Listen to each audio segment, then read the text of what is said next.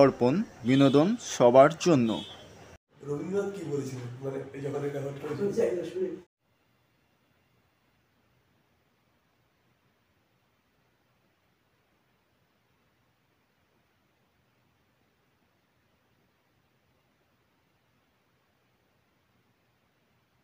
ছবিটা দেখলাম বুঝলাম যে একই লোকের করা। এই যে আমরা ঘোড়া জগতে দৌড়ে বেরিয়ে এসে তারা হ্রদের জলে ঝাঁপ দিয়েছে, আর হ্রদের জলে এত ঠান্ডা তারা তাদের মেয়ে জমাট হয়ে গেল। মানে এরকম একটা কাহিনী, একটা উপন্যাস এরকম। সেই উপন্যাসটা এখন সবাই তো পড়েনি, আর সেটাকে উনি এটাকে না গল্পটা বললে এটা কেউ বুঝবে এই ঘোড়াগুলো কি ওখানে দেয়ালে মুখ বুঝে আছে কেন, কি ওটা লাভ দিয়েছে না ঝুলে আছে, এরকম দুটি হতে পারে। কেন তার কোনো কাহিনী, কোনো উদ্দেশ্য, কোনো কিছু বোঝা যাচ্ছে না। এটা বুঝতে গেলে তার পাশে দেখিয়ে দেবো কনসেপ্টটা কি। তা ওই যে তারা চোখ বেড়ে আছে অথচ দৃষ্টিসূত্র তো সব বড় হয়ে গেছে, বড় জমা হয়ে গেছে। তো সেইটাকে পড়ে ওনার মধ্যে আমার সেন্সে উনি এরকমভাবে করেছে। এগুলো রিয়েল ঘোড়া, তাকে স্টাফিং করেছে। তিনটে ঘোড়া ধার করে এনেছে, আর দুটো ঘোড়া নিজে কিনেছিল। ও রিয়েল, এটা রিয়েল ঘোড়া কিন্তু স্টাফ করা, আর স্টাফিং করা, চামড়াকে রিজার্ভ করা, ভেতরে অনেক কিছু ভরে দিয়ে দিয়ে এভাবে ডিসপ্লে করেছিল। তার দিন আর কি একটা কনসেপ্টুয়াল, কি কনসেপ্টুয়াল আছে, কনসেপ্টে লুকিয়ে থাকে। আর সেটা নিয়ে একদিন আলাদা একটা সেমিনার হতে পারে। আপনি কনসেপ্টুয়াল আর্টের ফেলিওরটা কোথায়, এখন সবাই মেতে কিছু এটা নিয়ে।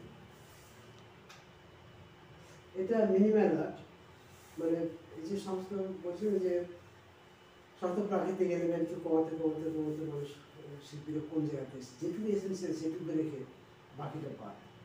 অ্যাকচুয়ালি মিনিমাল লাইফস্টাইল থেকে এসছে। আমেরিকাতে একটা সময় মিনিমাল, ওদের তো সব অটোমেশন, বাড়িতে বহু রকমের ডিভাইস ইউজ হয়, সব কিছু অটোমেটিক। ফ্রিজটা খারাপ হবে, ফ্রিজটা অটোমেটিক কোম্পানিতে খবর দেবে, কোম্পানি আসবে এবং অটোমেটিক লক খোলা হবে, মানে ওটা ওই ইনস্ট্রাকশন দিয়ে করে নেবে, প্রোগ্রামিং করা আছে, লক করে যাবে এবং মিস্ত্রি কাজ করে আবার চলে যাবে।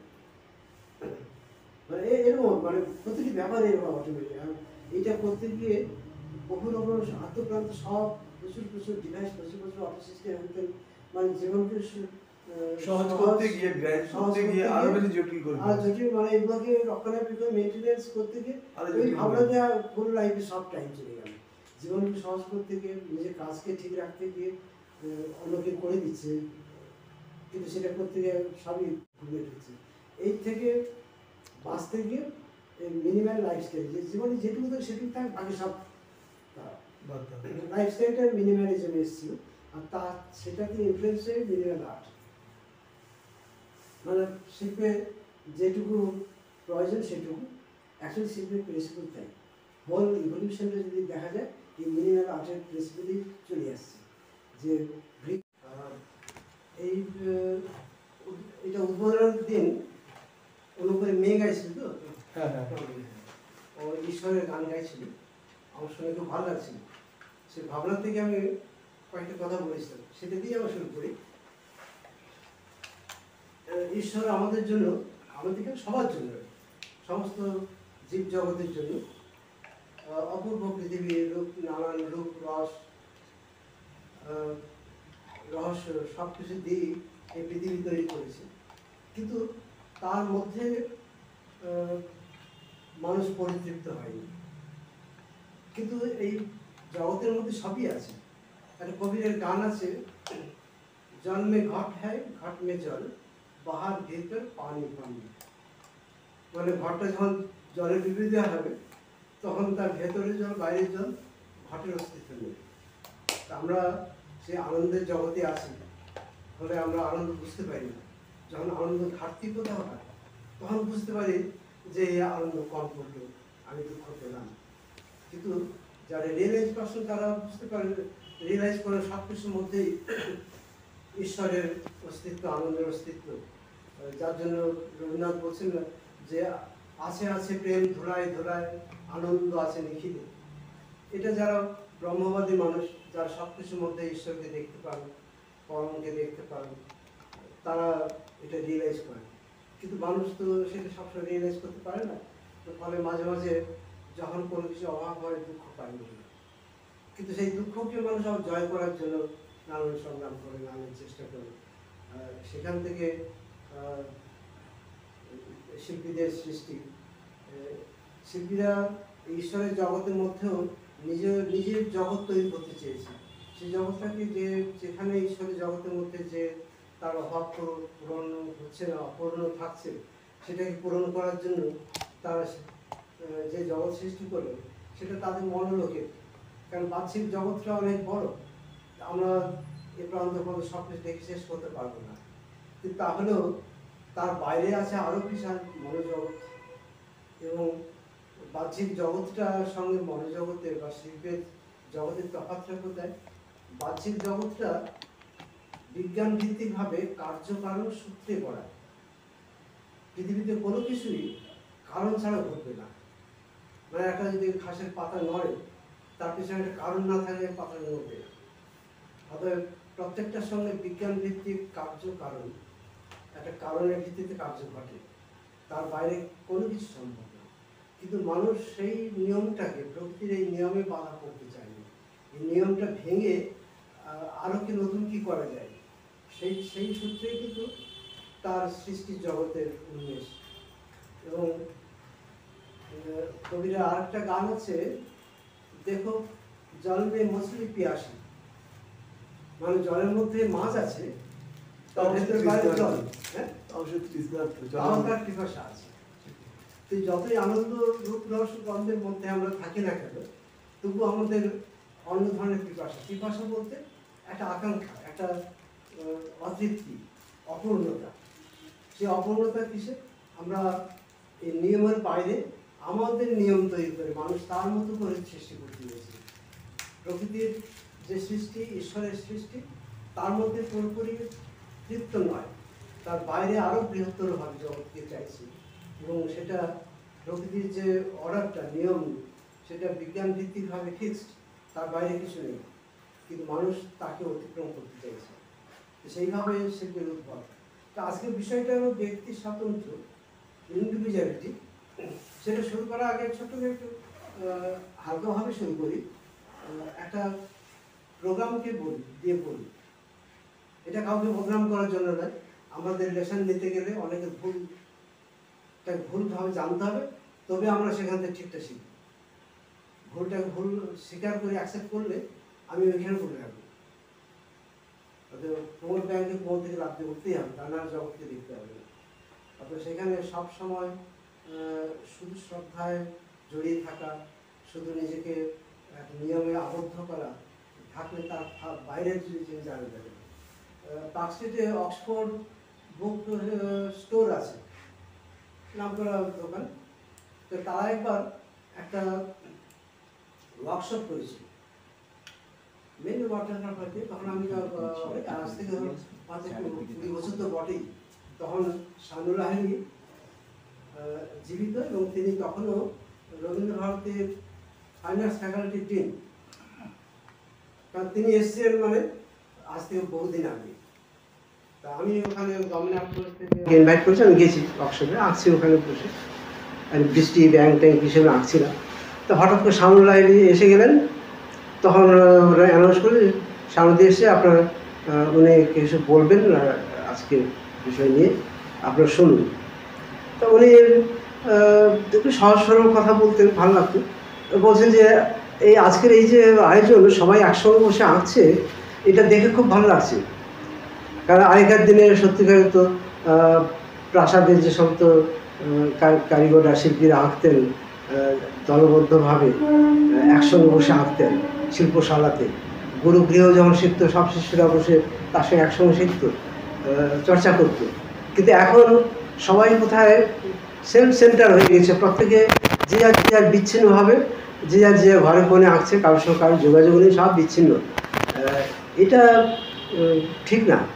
আজকে এটা দেখে আমার ভালো লাগছে যে এরকম সবার একসঙ্গে করা উচিত। এইভাবে একটা আনুষ্ঠানিকভাবে বলে গেলেন। তারপরে রামকৃষ্ণ, ওনার নামটাই বারবার বলি, যে রামকৃষ্ণ মিশনে যিনি শেখাতেন, নম্বরের ছাত্র। কিছুটা গোপাল কিছুটা জামিন রায়ের মতো স্টাইলে আঁকছেন। এত বিখ্যাত মানুষ, নামটা বলতে পারছেন কেন? মিশনে করতেন, ডাবল লাইনে আঁকতেন, এরকম সব লাইন দিকে। তা উনি এলেন, পরে নামটা বলতো। উনি বিখ্যাত শিল্পী, মানে এখনো জীবিত, অনেক বয়স হয়েছে। তো উনি স্বামীর কথা শুনে বলছে, সত্যি আজ দিদি খুব সুন্দর কথা বললেন, তা আমিও সেই মত। হ্যাঁ হ্যাঁ, বলবেন আমটা রমানন্দ। হ্যাঁ, রমানন্দ বন্দ্যোপাধ্যায়। কীরকম মেমোরি হয়ে যাচ্ছে আজকাল। তা উনি এলেন, উনি একটু নিজের কথা বলেন, ভালো লাগে, সুন্দর বলতে পারেন উনি। তা উনি বলেন যে স্বামী দিয়ে আজকে দারুণ কথা বললেন, আমিও সেটা মনে করি। কারণ আজকে সব শিল্পীরা বিচ্ছিন্ন হয়ে যাচ্ছে, এককভাবে আঁকছে, এটা ঠিক না। আগেকার দিনে যেমন একটা পুজো যখন হয়, তো পুজো পাঠের সময় একটা নির্দিষ্ট পদ্ধতিতে হয়, 5টা পঞ্চ উপাচার লাগে, সেগুলো না হলে পুজো নিবেদন সম্পূর্ণ হয় না। তো ফলে কোনো একটা ঘাটতি হলে কী করে হবে? আমি একটা কিছুতে পুজো করলাম, তাতে কি পুজো সম্পূর্ণ হলো? তেমনি আগেকার দিনেও হাইকোর্ট ছিল না, তখন গ্রামের মোড়ল, 5 জন মোড়ল বসে একটা সিদ্ধান্ত নিতেন। একজনের বিচার বোধে যে সিদ্ধান্ত আসবে, তার ত্রুটিটা আরেকজনের মাথায় খেলে যাবে। ফলে 5 জন যখন পাকা মাথায় একসঙ্গে বসে একটা সিদ্ধান্ত নেবে, সেই সিদ্ধান্তটা অনেক বেশি কমপ্লিট, অনেক বেশি সিদ্ধ হবে, সঠিক হবে। তো সেইভাবে আজকে ছবি আঁকাটা এরকমভাবে ছিল, একসঙ্গে যৌথভাবে আঁকতো। আজকে বিচ্ছিন্ন হয়ে গিয়ে এই ছবি আঁকার ক্ষেত্রটা ভালো হয়নি, বরং খারাপও দিয়ে গেছে। এইভাবে উনি ওটার একটা নিন্দার দিকে গেলেন। কিন্তু এটা শুনে আপনাদের কী মনে হচ্ছে, কথা ঠিক? আজকের দিনে একটা শিল্প তো ডেভেলপমেন্ট হতে হতে হতে হতে, আমি তো আমার জীবত সেই শিল্পের শুরু আর জীবত শেষ, তা তো না। আড়াই 3,000 এমনকি 40,000 বছর আগের থেকে শিল্প শুরু হয়েছে, এখন চলছে। আমরা মরে যাবো, তারপর হাজার হাজার বছর শিল্প চলতে থাকবে। তা তার তো একটা ধারাবাহিক ডেভেলপমেন্ট হচ্ছে। তো সেখানে আজকের দিনে দাঁড়িয়ে এই কথাটাকে আমরা সঠিক মনে করবো? অনেক শিল্পীদের মধ্যে সেখানে ছাত্র শিক্ষক সবাই আছে, তার মধ্যে এটা পরিবেশন করছে। কারণ আজকে বিষয়টা সঙ্গে জড়িয়ে আছে, এই জন্য আমি উদাহরণটা দিলাম। কারণ অনেকে ভাববেন, যারা শুনছেন, যারা ওনাদের কাছে অনেক জুনিয়র, তারা তো এটাকে সঠিক ভাববেন, তারা তো এটাকে ইনফ্লুয়েন্স হবেন, এইটাকে মনে প্রাণে গ্রহণ করবেন, করে তারা এগোবে না পিছনে। এটা ভাবতে হবে, কারণ সঠিকটা কী, সত্যিটা একটাই হয়, আর তাকে ঘিরে মিথ্যে বহু হয়, তার কোনো সীমা সংখ্যা নেই। তো ফলে সঠিক সত্যটাকে খুঁজে বার করতে হবে। রাজহাঁস যেমন মিশনের সিম্বল আছে না, রাজহাঁস হলো জল দুধ মিশিয়ে দিলে তার থেকে দুধটাকে আলাদা করে দিতে পারে, অন্য কেউ পারে না। ওর এমন একটা ফিল্টার আছে, সেপারেট করতে পারে।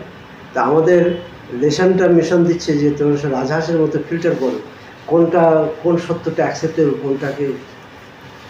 সেটা তো আমাদের এই ছোট্ট জীবনের মধ্যে সেইভাবে এক্সট্রাক্ট করে চলতে হবে, তবে তো পরিণত হবো আমরা সবাই তো পরিণত হতে চাই, অপূর্ণ থেকে পূর্ণ হওয়ার দিকে।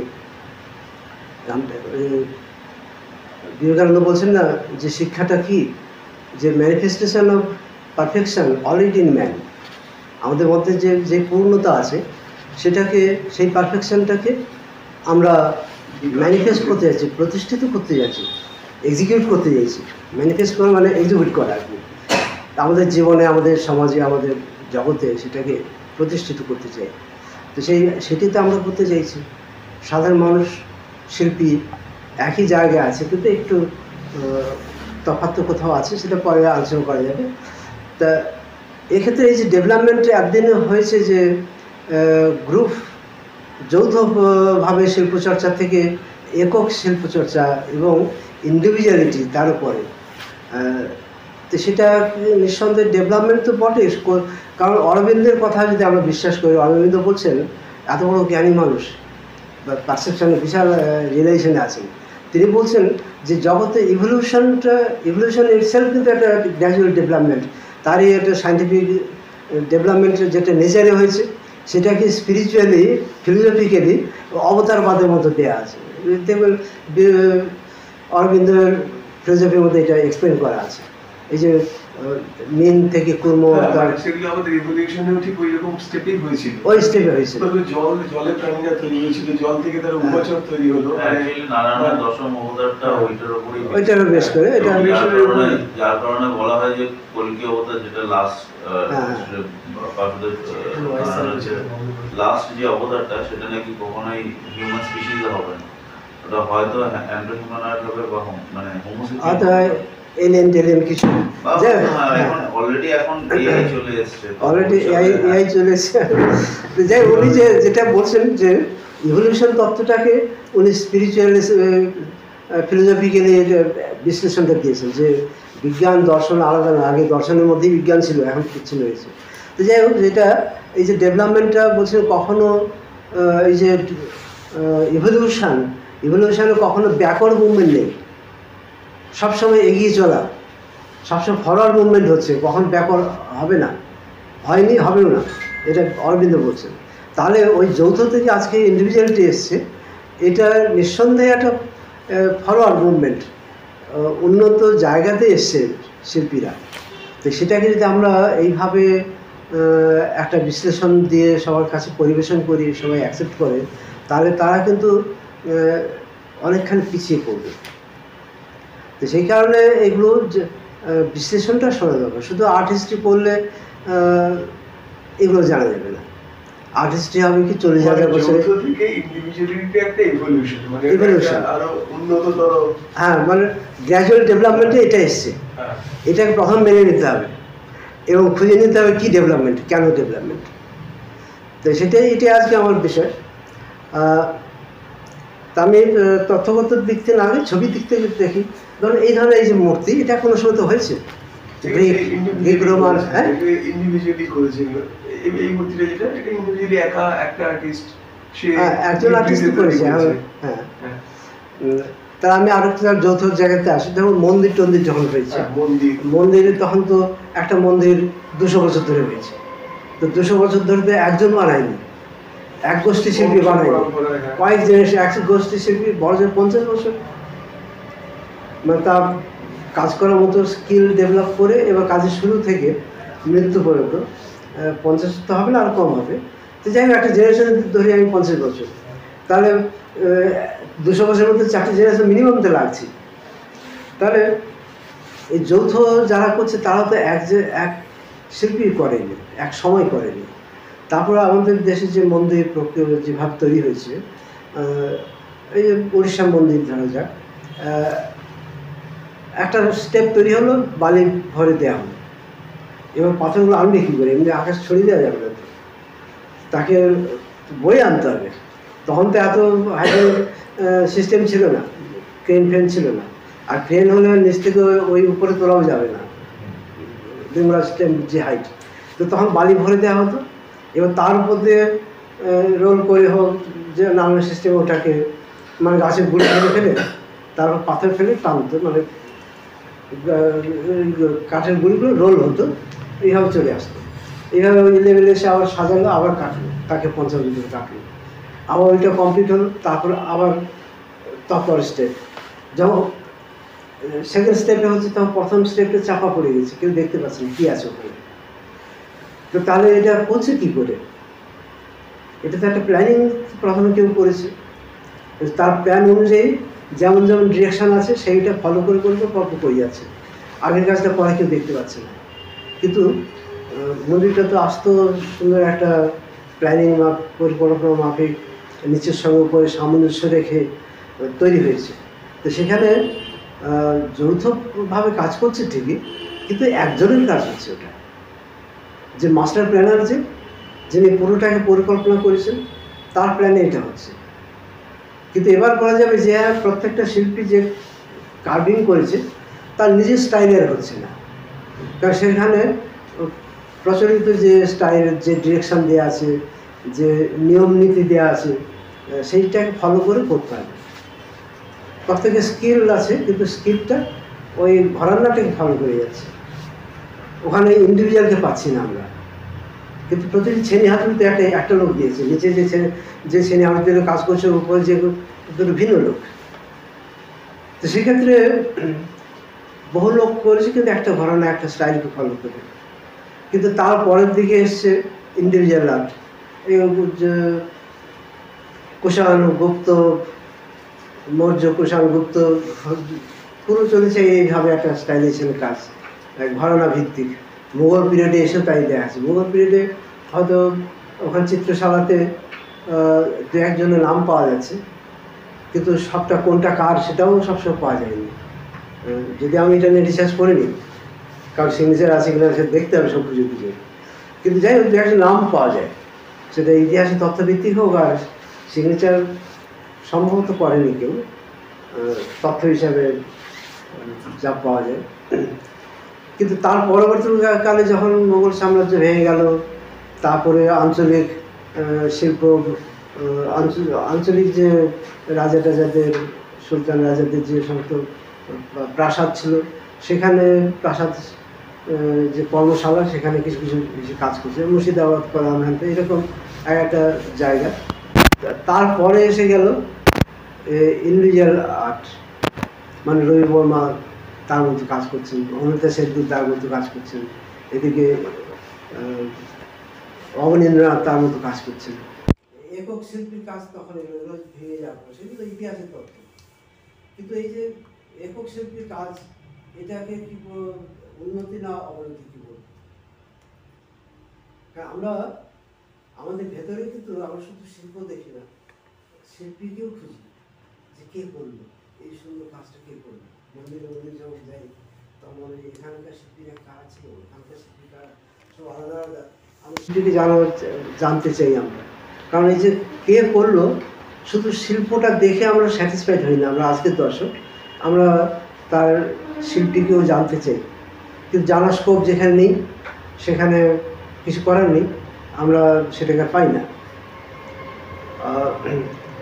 আর অন্য দিক থেকে যদি জ্ঞান বিজ্ঞানের দিক থেকে ভাবা যায়, আমাদের ভারতবর্ষের নীতি ছিল ইতিহাস তৈরি প্রবণতা বা রেওয়াজ সিস্টেম ওয়েস্টার্ন ওয়ার্ল্ডে যবে থেকে পাওয়া যাচ্ছে, ইস্টার্ন ওয়ার্ল্ডে সেটা নেই। তার কারণটা হলো প্রাচীনকালে সত্যানুসন্ধানী ছিল। এই নয় যে সত্যানুসন্ধানী খালি প্রাচ্য দেশে, ভারত, চীন, জাপানের মধ্যে ছিল আর ওয়েস্টার্নের ছিল না, তা না। কিন্তু তারা সঙ্গে সঙ্গে তারা তাদের নাম নোটিফাইড করে গেছে, লিখে গেছে। তো সেটাও তো অনেক পরে হয়েছে। আমাদের এখানে যাগযজ্ঞ হতো, তো যাগ যেটা হতো, অনেক সঙ্গীতের প্রয়োগ ছিল। সেই যজ্ঞের যে মন্ত্র লিখেছেন প্রায় 20 জন মহিলার আছে।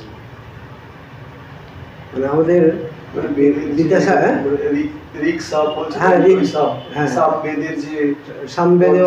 সামবেদে অনেক সঙ্গীতের প্রয়োগ ছিল, মন্ত্রের সঙ্গে সঙ্গীত, সেই জন্য ওটা একটা আলাদা ফাংশন, আলাদা চেহারা। তো সেখানে যে মন্ত্র তৈরি করেছিল মুনি ঋষিরা, তার মধ্যে অন্তত 20 জন মহিলা ঋষি ছিল।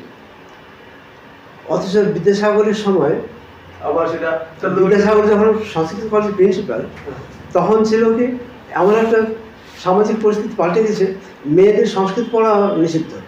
তাহলে এটা তো আমরা ফিরে চলে গেলাম, মানে এটা তো ইভলিউশন কি করে হলো? না, এটা তো আচরণ বিধি, আচরণ নিয়ম কানুন, আর সৃষ্টি এক জিনিস না।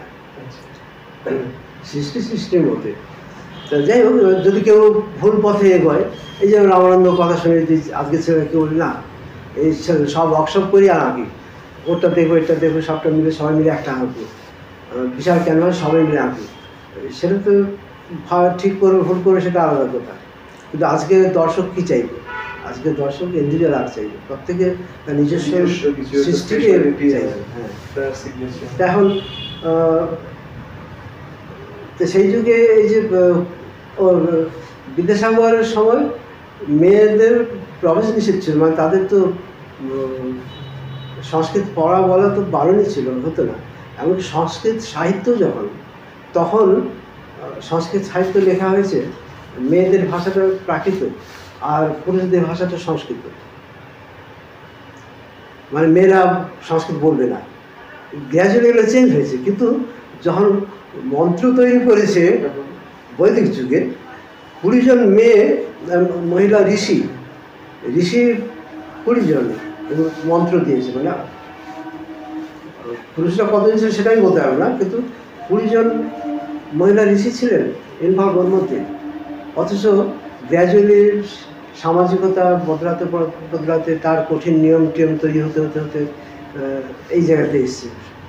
তারপরে বিদ্যাসাগর প্রথম মেয়েদের পড়া চালু করলো, সেই সময় তো সমাজপতিরা তো লেকচার লাগিয়ে দিত, মাথা ফাটিয়ে দিত একদম। তারপরে উনি প্রথমে পুরুষদের মানে অব্রাহ্মণদের সংস্কৃত পড়া চালু করেছিলেন, তারপর মেয়েদের উনি রিভিশন করে দিয়েছিলেন, যেটা কেন হবে না। তো যাই হোক, এটা তো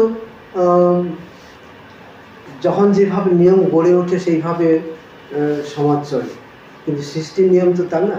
তো আজকের ধর আমি ছবি দিকে বলি, ধরুন এই ধরনের মূর্তি এটা তো শিল্পীর হাতে তৈরি, তারা তো নিজের জগৎ তৈরি করতে যাচ্ছে। তো প্রথমে যেটা বলছিলাম যে ঈশ্বরের জগতের সব কিছু আমার যা চাহিদা আমি সেটা সবটা পাচ্ছি না, আমি আমার ইচ্ছে পূরণের জন্য সেই মতো আমি কিছু করি, সেখান থেকে শিল্পের উদ্ভব। তো এখন সেই সময় এটা তো একটা সময় এই ধরনের শিল্প হয়েছে, কিন্তু আজকে যদি বলে যে আপনারা কেউ এই মূর্তিটা বাড়িতে রাখবেন, সবাই বলবে হ্যাঁ, সবাই চাইবে বাড়ির সাইজে রাখবে। কিন্তু যদি বলা হয় যে এরকম বানাবেন, কেউ বলবে, একজন বলবে না যে আমি এরকমভাবে মূর্তিটা বানাবো। কারণ এরকমভাবে যদি কেউ মূর্তিটা বানায়, সবাই আজকে বলবে এটা তোমার তো আর্ট হলো না, কপি হলো, তুমি তো সেই ধারাবাহিকতা পড়ে আসো, গ্রিক যুগে পড়ে আসো, এত যুগ এগিয়ে গেছে, তুমি সেইখানে পিছিয়ে গেছো। এখনও অনেকের শিল্প খুব ওই বারোক পিরিয়ডে খুব ব্রাশিং, ফ্রান্স সলসের পোর্ট্রেটের মতো ব্রাশিং টাশিং দিয়ে অনেকে কাজ টাজ করছে, খুব ফেমাস হচ্ছে। কিন্তু কাল বিশ্লেষণ করে বলে দেবে যে তুমি তো সেই বারোক যুগে পড়ে আছো, তুমি বারোক যুগ থেকে আজকে কোথায় ডেভেলপমেন্ট হচ্ছে, তুমি কোথায় পিকাসো, রথ, হ্যান ত্যান সব কত ডেভেলপমেন্ট, আর তুমি এখন সেই যুগে পড়ে আছো। লোকও তাই বলবে। আজকে লোকে ঘর সাজানোর জন্য একটা কিনতে পারে, কারণ যুগের রসিক শিল্পীদের সঙ্গে প্যারালালভাবে তার রুচিবোধের ডেভেলপমেন্ট হয় না। ভ্যান গগের সময় একটাও ছবি বিক্রি হয়নি জীবদ্দশাতে, কিন্তু আজকে তার ছবি তো পাওয়া যাবে না, এত দুর্মূল্য। তো আজকের রসিক উনি যে বোধের খাতিরে, বোধের ভিত্তিতে সৃষ্টি করে গেছেন, সে আজকের দর্শক রসিক সেই জায়গায় এসে গেছে তার ডেভেলপমেন্ট। মানে উনি অতটা ওনার সময় থেকে এগিয়েছিলেন যে তখনকার দর্শকরা ওনাকে রসিকরা বুঝতে পারেন, তাকে বলি না তোমার সাহিত্য আছে, ছবি হয় বিজ্ঞানীরাও ওনার থিওরি বুঝতে পারেনি। তো আজকে তার ব্রেন চর্চা করার চেষ্টা করছি। তো যাই হোক, এখন এই ছবি তো আজকে কেউ করবে না, কিন্তু কেন করবে না?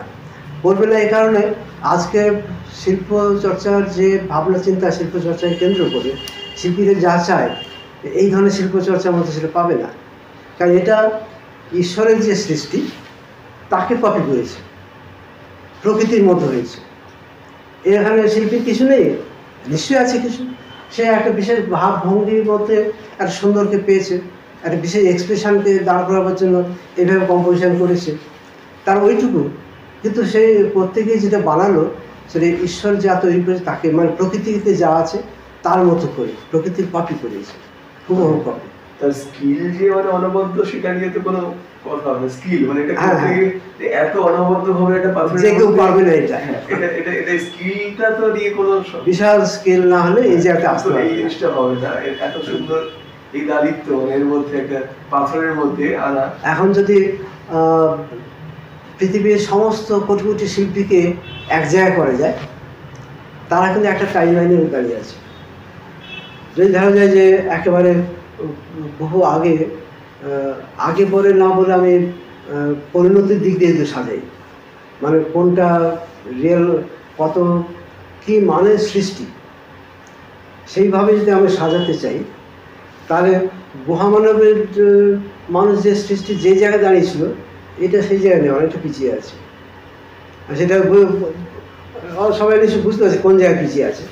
ওখানে যে স্কিল আছে, এখানে স্কিল হয়তো অনেক বেশি, কিন্তু শিল্প হিসাবে, সৃষ্টি হিসাবে, মানুষের নিজের কাজ, সেই হিসাবে কিন্তু ওটা অনেকটা এগিয়ে আছে।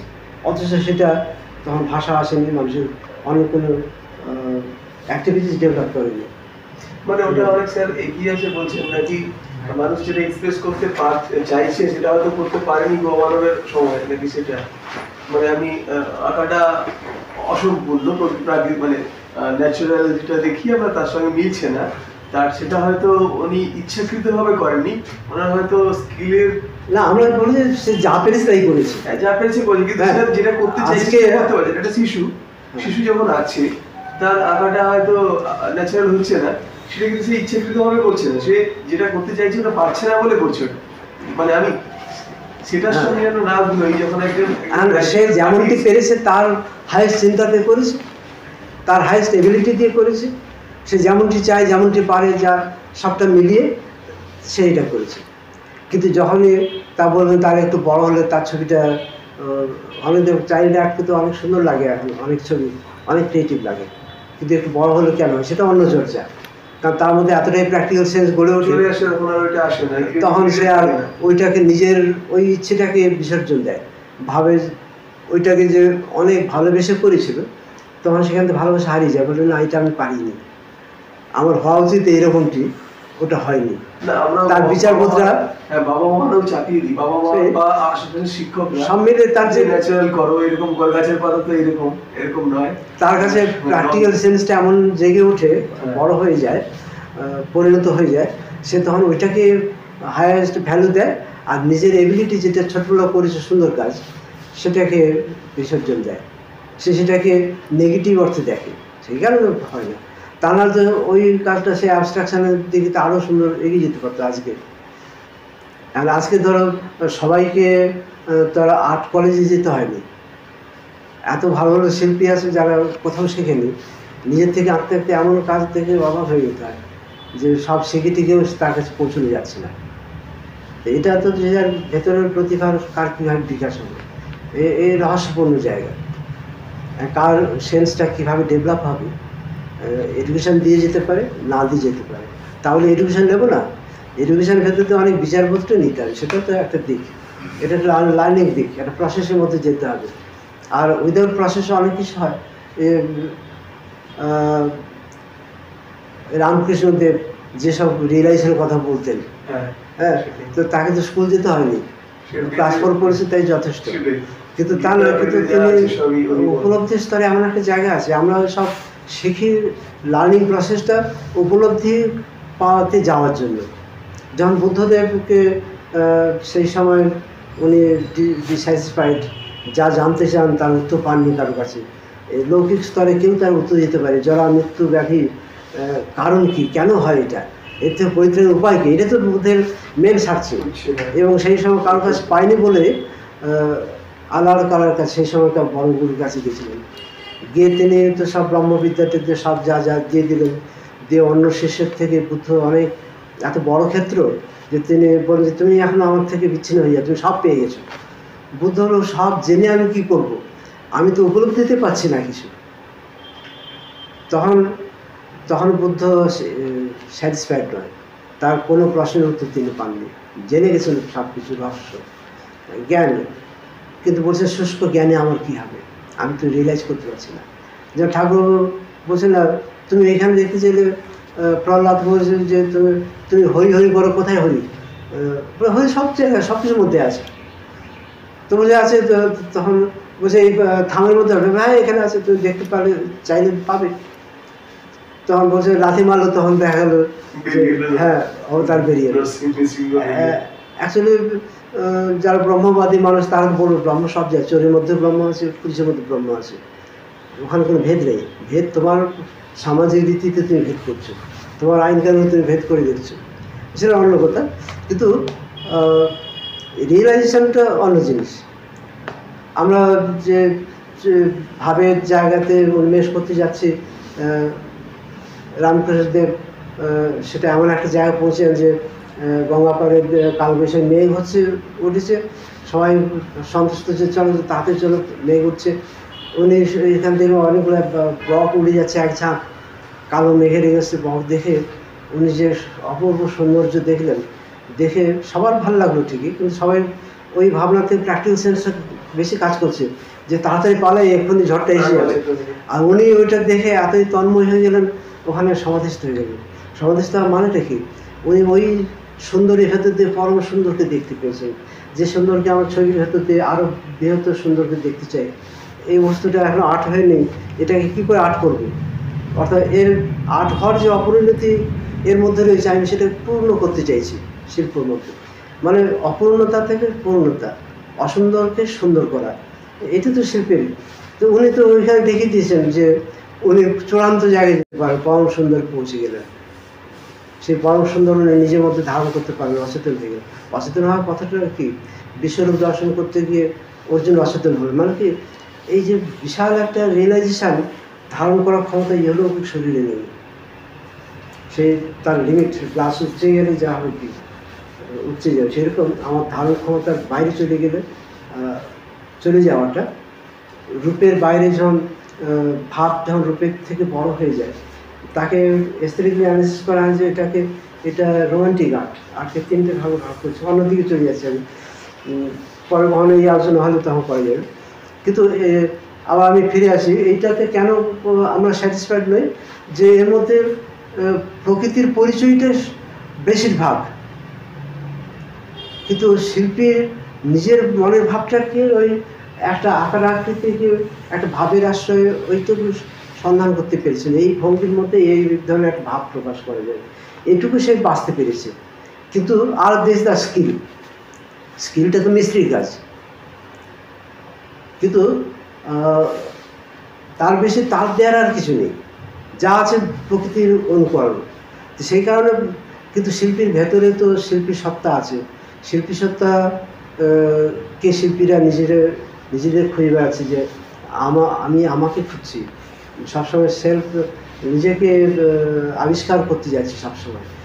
আমি তো আমাকে দেখতে পাই না, কেউ নিজেকে দেখতে পায় না, সেই শিল্পের ভেতর দিয়ে তার ভাবটাকে ভাবে পরিণতিকে খুঁজছি। একটু কন্ট্রাডিক্ট করছে, মানে এই যে ফিগারটা তৈরি করছেন, হ্যাঁ, ওই রকম কিন্তু নয় কি যে এরকম চারপাশে এরকম ফিগার দেখা যায়, মানে এটা কিন্তু শিল্পী একটা পরিপূর্ণ একটা সুন্দরের প্রতীক হিসেবে তৈরি করেছেন। এটা কিন্তু তার অনেকটাই মনের মানে প্রকাশ, মানে সুন্দর বলতে কি হবে, কিরকম ফিগার হবে, এটা কিন্তু ওনার অনেকটা কল্পনা। পুরোটাই যে উনি দেখে কপি করেছেন একজন মডেলকে দেখে, যে ডিটো এরকম মডেল উনি পেয়েছিলেন, সে তাকে দেখে কপি করে দিয়েছেন। অত ডিটেল যাইনি বলে আপনি মনে যাবে। তো যদি বলা যায় যে গ্রিক দেখে কিছু কন্ট্রিবিউশন নেই, নিশ্চয় আছে। কারণ গ্রিক দেশের মানুষরা এত সুন্দর না, সেটাই গ্রিসে দেখো বা ওদের ইন্টারনেটে পাবলিক দিয়ে দেখো, প্রত্যেকটা মানুষকে এত স্বামীসম্পূর্ণ তা না, কিন্তু তাদের ক্যারেক্টার আছে এখানে। কিন্তু ওরা যেহেতু লোকালিটির মধ্যে মানুষজনের মধ্যে যে সৌন্দর্য আমরা দেখি, তার থেকে বৃহত্তর সুন্দরকে কী করে পাবো? প্রয়োজনে একটা মূর্তি বানাতে 25টা মডেল এনেছে। কারো গলাটা সুন্দর, তার থেকে গলার ফর্মেশনটা নিয়েছে। কারো কানটা সুন্দর, তার থেকে কানটা নিয়েছে। কারো নাকটা সুন্দর, তার থেকে নাক নিয়েছে। এবং যদি দেখা যায় এই যে গ্রিক একটা ফেস যদি দেখা যায়, এই যে ডেপথটা এইখানে, এই যে এই ডেপথটা কিন্তু রিয়েল মানুষের মধ্যে নেই, ওদের অনেকটা খাড়া। এই খাড়াটা ওরা সৌন্দর্য সন্ধান করতে করতে ওইটা পেয়েছে, যে ওইভাবে করলে আরও একটু বেশি পাবে। আর অন্যান্য আমি অ্যানালাইসিস করতে পারছি না, মানে এইটা অন্তত মেপে দেখতে পাবে যে এখন একটা গ্রিক মানুষকে ধরে আনো, আর তার এইখান থেকে এই যে চোখের কোণে এই যে ডেপথটা অনেক বেশি মূর্তিত করা। এটা সৌন্দর্য সন্ধান করতে করতে, মডেল স্টাডি করতে করতে কিসে বেশি সুন্দর, মানে ওরা সুন্দরের পরাকাষ্ঠা ছিল, কী করে আরও সুন্দরকে আমি প্রতিষ্ঠা করব। তো ফলে তাদের এই যে সাধনার সিদ্ধি তারা পেয়েছে, অসম্ভব সুন্দর মূর্তি তৈরি করতে পেরেছে। কিন্তু তবু তারা পরের জেনারেশন ওইখানে নেই কেন? এমনকি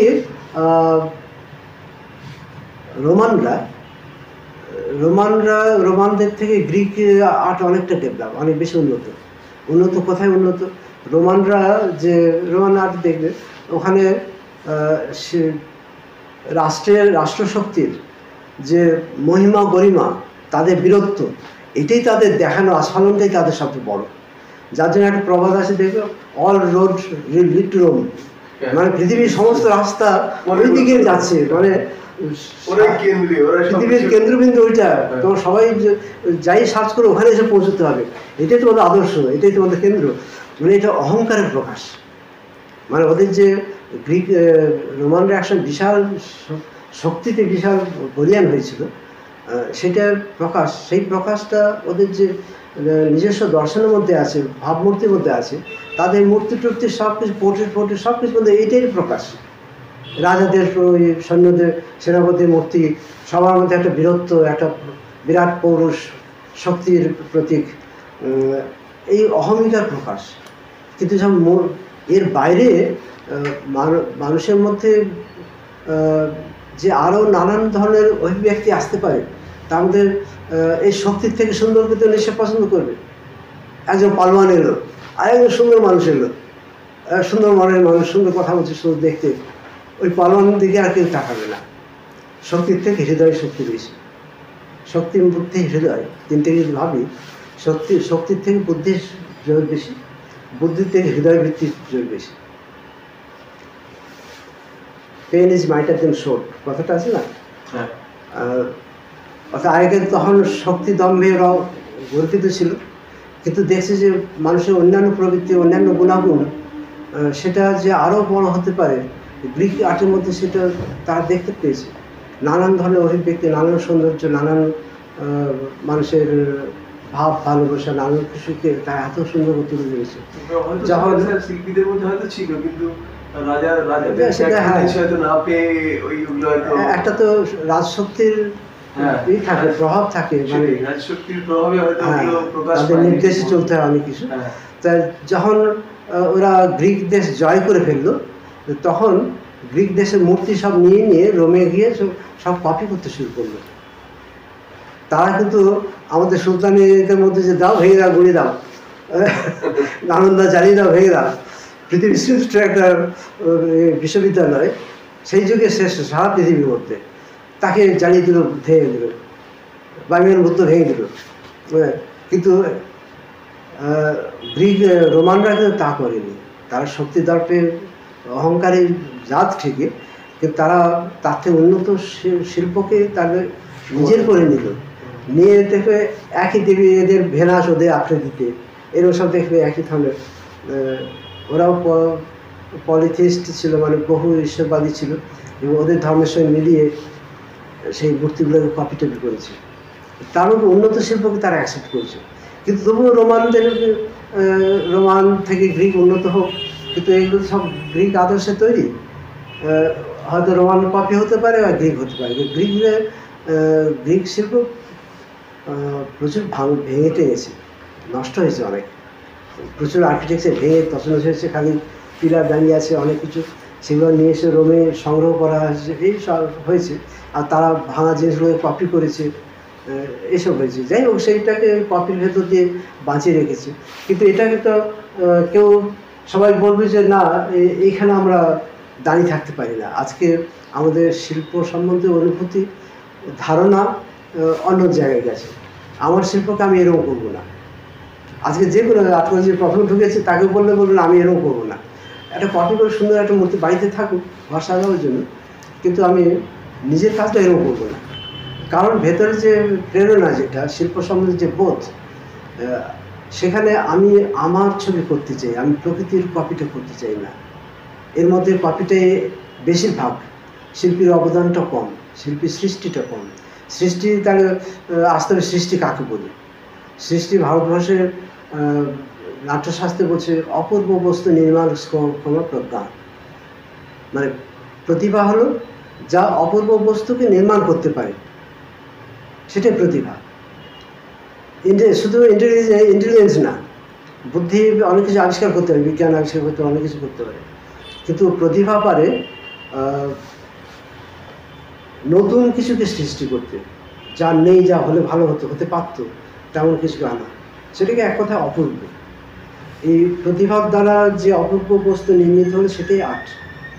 এটা তো ভরতমুনির নাট্যশাস্ত্রে এনেছিল।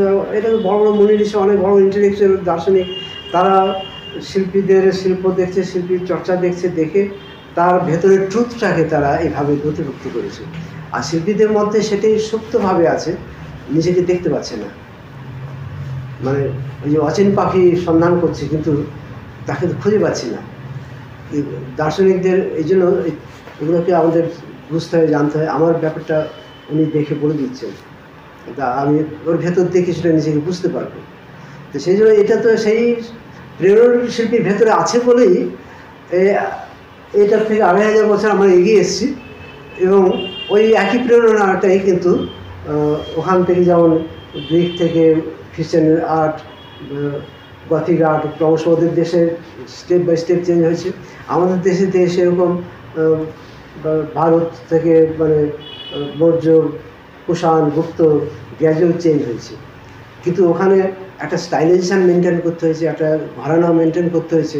কিন্তু তার ভেতর দিয়ে শিল্পীর অন্বেষণটা কিন্তু সুপ্তভাবে ডেভেলপমেন্ট হয়েছে। কিন্তু কুষাণ যুগের থেকে গুপ্ত যুগ অনেক উন্নত হয়ে গেছে, চূড়ান্ত জায়গায় এসছে কী করে? তখনকার যে যার নিয়ম নীতির ভেতর দিয়েও শিল্পীর ভেতরে প্রেরণা, যেটা পার্বতী দেখিয়ে দিয়েছি, যে ভেতরে প্রেরণা কি, আমি অপূর্ব কিছু করতে চাই, যা হয়ে আছে তা না, আমি তার বাইরে কিছু করতে চাই।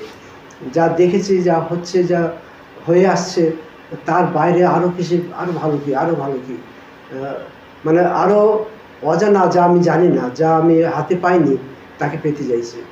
আমার অপূর্ণতা সেই দিকে, সবাই অপূর্ণ, কারণ পূর্ণতার পথে কেউ যেতে পারে না, গ্র্যাজুয়ালি সেখানে যাচ্ছে।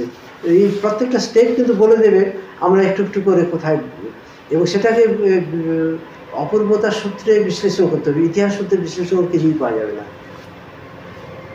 ওই গুপ্ত যুগের ইতিহাস আছে, তারা কুষাণ যুগেও ইতিহাস আছে, তারা কী করেছে, কে কী করেছে, কোথায় কোথায় মূর্তি, তার ইতিহাস বলতে, এর ইতিহাস বলতে, কিন্তু উন্নয়নের সূত্রটা কী বা কোথায়, সেটা এস্থেটিক অ্যানালিসিস করতে। সেখানে আমাদের চেঞ্জটা কি হলো ওই যুগ থেকে এই যুগে, শিল্পের বিবর্তনটা কোথায়, এস্থেটিক্যালি দেখতে গেলে তার এইটা করি, মানে অপূর্বতাটা কীভাবে তারা কতটুকু অফ করতে পেরেছে। তারপরে আজকের যুগে সেখান থেকে আরও কোথায় এসেছে, আমরা সেখানে পড়ে নেই কেন? আমরা তো গুপ্ত যুগের সাংঘাতিক একটা ডেভেলপমেন্ট ভাবা যায় না। এরা যেমন এইভাবে করেছে, আমরাও তো আমাদের দেশে সেইভাবে। আপনার যে এক্সাম্পল থাকলে স্যার একটু উচিত করে এগুলো ওই যুগে, কিন্তু এগুলোর মধ্যে নেচার আছে, প্রকৃতির মানুষগুলো যা হয়, তার মাপ, পরিমাপ, তার অঙ্গ প্রত্যঙ্গর স্ট্রাকচার, তো সবই এখানে তাই আছে। আমি এখানে অনেকগুলো আছে, যদি পর্ব দেখে যাচ্ছি, এটার মধ্যে একটা সেন্সিটিভ ভাব আছে, একটা কিছু ভাব কল্পনা, কিন্তু আঙ্গিকটা কিন্তু ওই প্রকৃতির মাপ, পরিমাপ, প্রকৃতির একটা মানুষের যা হয় প্রায় তার ছাঁচে ফেলেছে। কিন্তু তাকে একটু আধটু পলিশ করেছে, হয়তো 25টা মডেলকে নিয়ে 25 জনের প্রত্যেকের মধ্যে যা অভাব আছে, এটার মধ্যে সব অভাব পূরণে একটা অনেক বেশি পরিণত রূপ এসছে। এটা একটা ধরো আমাদের সমাজ জীবনে যে ধরনের ভাবের আদান প্রদান হয়, তেমন একটা সুন্দর একটা সেন্সিটিভ অভিব্যক্তিকে তৈরিছে। কিন্তু মূর্তিগুলো তো সেই প্রকৃতির মানুষ, ওই জায়গাতে একটা মানুষ দাঁড়ালে আমি যা দেখি ফটোগ্রাফি প্রায় সেইটাই। একটা নাটকের লোক যদি দুজন এরকম দাঁড়ায়, তার ফটোগ্রাফ তুলবো আর এটা তুলবো, প্রায় একই রকম, বিরাট কিছু তফাৎ তো পাবো না। তার মানে এখানে যা যা আছে তার সব কিছু শিল্পী দেয়া না, বেশিরভাগটা ন্যাচারাল প্রিন্সিপাল, প্রকৃতির নিয়ম নীতি, তার রূপ, তার যা ডাইমেনশান, তার রূপ, মাপ, পরিমিতি, মাথা তুললে শরীরটা কোথায় কত গুণ হবে, সবই তো প্রকৃতির রয়েছে না। এখানে দেখো খালি স্কিলটা দেখেছি কীরকম, একটা পাথর কিন্তু মনে হচ্ছে যে হালকা স্বচ্ছ কাপড়, মানে এই অনুভূতিটাকে কতখানি সূক্ষ্মভাবে এনেছে। কিন্তু প্রকৃতির কপি, প্রকৃতিতে যেমন সূক্ষ্ম দেখি সেটাকে আনতে গেছে, হোল স্কিলটাকে উজাড় করে দিয়েছে এটাকে আনতে, কিন্তু এটা সেই প্রকৃতির কপি হলো। এখানে শিল্পীর পুরোপুরি শিল্পীর সৃষ্টি কোথায়? শিল্পীর অবদান আছে কিন্তু কম। ঈশ্বর যা সৃষ্টি করে গেছে সেই সৃষ্টিকেই কপি করেছে। অসাধারণ সুন্দর মূর্তি, সবাই হিসেবে এরকম একটা মূর্তি বাড়িতে থাক, সাজিয়ে রাখবো আমরা। প্রত্যেকটি কাপড়ের ভাঁজের মধ্যে যে সেন্সিটিভিটি, অসাধারণ স্কিল, এখানেও যে সে একটু লজ্জা পাচ্ছে, এই ধরনের একটা সূক্ষ্ম অনুভূতি, দেহে কিছুটা অনাবৃত, বাকিটা সে আড়াল করার চেষ্টা করছে, একটা লজ্জাকে বাঁচানোর চেষ্টা করছে, এই ধরনের কিছু যে যেভাবে দেখবে এটাকে, কিন্তু একটা সূক্ষ্ম মানবিক অনুভূতিকে দিয়েছে, কিন্তু প্রকৃতির বাইরে যেতে পারেনি। প্রকৃতিতে যেমন যেমন হয় সেটাকে রেখে তার মধ্যে একটা বিশেষ অভিব্যক্তি খুঁজেছে। এগুলো ওইভাবে প্রকৃতির রূপটাকে আরো কি করে সুন্দর করবো, কি করে আরো বাড়তি সৌন্দর্য নিয়ে আসবো, সেটাই খুঁজেছে। এটা হলো অ্যাপোলো অ্যান্ড ডাফনি। অ্যাপোলো ডাফনির একটা কাহিনী আছে, এটা গ্রিক পুরাণের কাহিনী। মানে অ্যাপোলো ছিল তারুণ্যের দেবতা এবং যুদ্ধের দেবতা। তা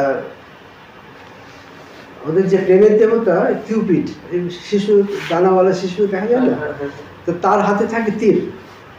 এই তীরটার মাথাটা হলো সোনার ফলক। এটাকে যাদের দিকে ছড়িয়ে দেবে তার মধ্যে তীব্র ভালোবাসা সেন্স করবে।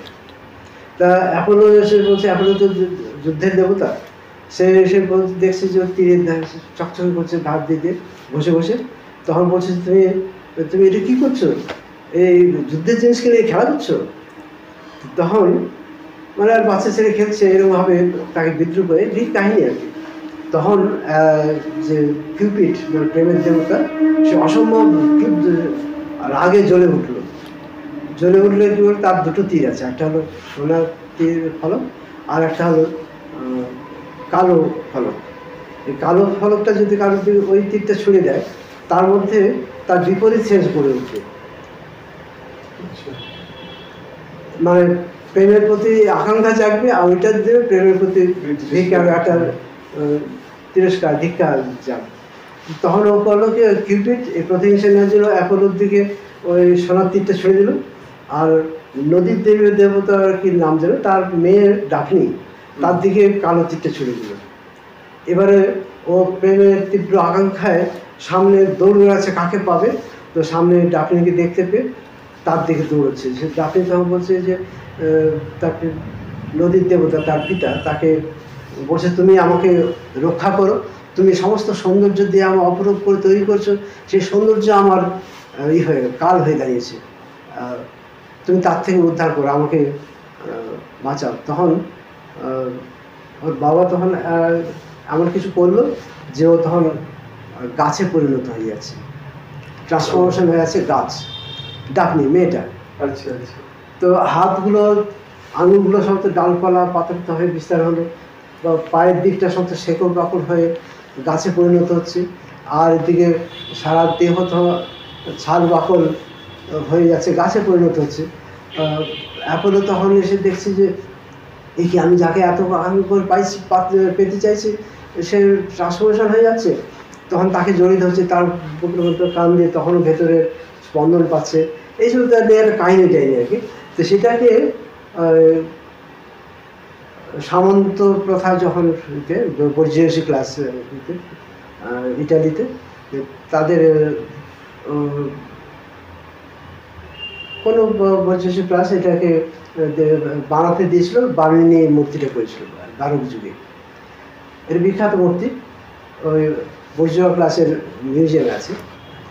কিন্তু এখানে এই যে গ্রিক কাহিনী যাকে তাকে বিবরণ দিয়েছে, কিন্তু করেছে কিন্তু একদম প্রাকৃতিকভাবে, পাতাটা যেমন হয়, হাত পায়ে বা বিশেষ অভিব্যক্তি, বিশেষ ইমোশনে যে ভাবভঙ্গি আছে, সেটাই যে মেজারমেন্ট, সব কিছু হুবহু প্রকৃতির কপি। এই বারোক যুগ পর্যন্ত এগুলো হয়েছে, কিন্তু তারপরে ইতিহাসগুলো আমি যাচ্ছি না, এখানে ইতিহাস তো সবাই জানে যে কী করে বারোক থেকে নেক্সট ইমপ্রেশনিজমে গেল। এটা পেন্টিং, কিন্তু সবই তো ভিউটাকে আনছে এখানে। তাই এখানে বড়জন শিল্পী ডানা দিয়ে শিল্পী একটা মাইথোলজিক্যাল গল্পের কল্পনা জুড়েছে, কিন্তু আঙ্গিকটা পুরোপুরি তো রিয়েলিস্টিক, মানে ন্যাচারালিস্টিক। প্রকৃতির মানুষ যা হয়, কোনটা কোমরের লেভেলে আসবে, রিস্টটা এই লেভেলে আসবে, কখনো ছোট বড় হয়নি, কিন্তু আমি পরে দেখাবো ইন্ডিয়ান আর্টে কিন্তু এই জায়গাটা দেখেনি। হ্যাঁ। আর এই যে পোর্ট্রেটটা, এটা জগৎ বিখ্যাত ব্যাপার। এটা কেন জগৎ বিখ্যাত তার আলাদা আলাদা বিশ্লেষণ আছে। কারণ শুধু একটা মুখ নয়, এর যে হাসির এক্সপ্রেশনটা, এটা কিন্তু এটা বিরল একটা বিরল, মানে এটা এখনো হাসিটা কি, এর অভিব্যক্তির কি কি মনোভাব ভেতরে আছে থাকলে এক্সপ্রেশনটা এরকম হয়, এখনো লোকে ভাবে। একবার দেখার পর দ্বিতীয়বার দেখলে মনে প্রশ্ন আসবে, আচ্ছা ও কী ধরনের, এটা কী ধরনের আনন্দ, নানা লোকে নানানভাবে।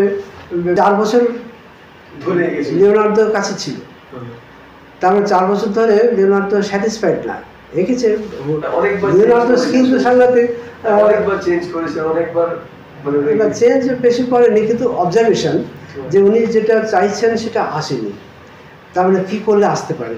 কারণ রঙের কালার স্কিন দেখলে বোঝা যাবে খুব পাতলা রঙে আঁকা, যে বারবার চাপিয়েছে, বারবার মোটা হয়ে গেছে, তাহলে হয়নি। কিন্তু তাহলে কী করেছেন এতদিন, এটা যদি দেখা যায় খুব ক্লোজ ভিশনে, রঙের লেয়ার অনেক ভারী নয়, কিন্তু কী করেছেন, তার মানে উনি একটা এমন একটা এক্সপ্রেশন চাইছেন।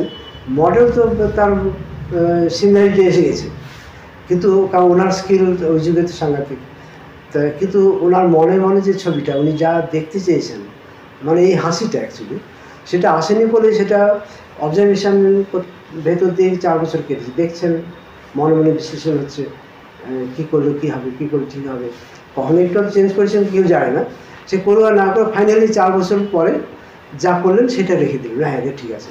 তার মনে মনে মনে যে ছবিটাকে দেখেছেন সেটাকে 4 বছর পরে পেলেন, 4 বছর মডেল ছিল না। তো যাই হোক, এটা সেটা তার রাশির এক্সপ্রেশন বা ওই ব্যক্তির বিশ্লেষণ। কিন্তু এই পোর্ট্রেটটা যদি দেখি, এটা তো ন্যাচারাল প্রিন্সিপাল, প্রকৃতির গড়ন গঠন, প্রকৃতির একটা মানুষ যা হয় তাকে অনুসরণ করেছে। এটা হচ্ছে র্যাফেলের, তো এখানে এটাকে একটা অন্য বিশ্লেষণ করে নিই যে এই ছবিটা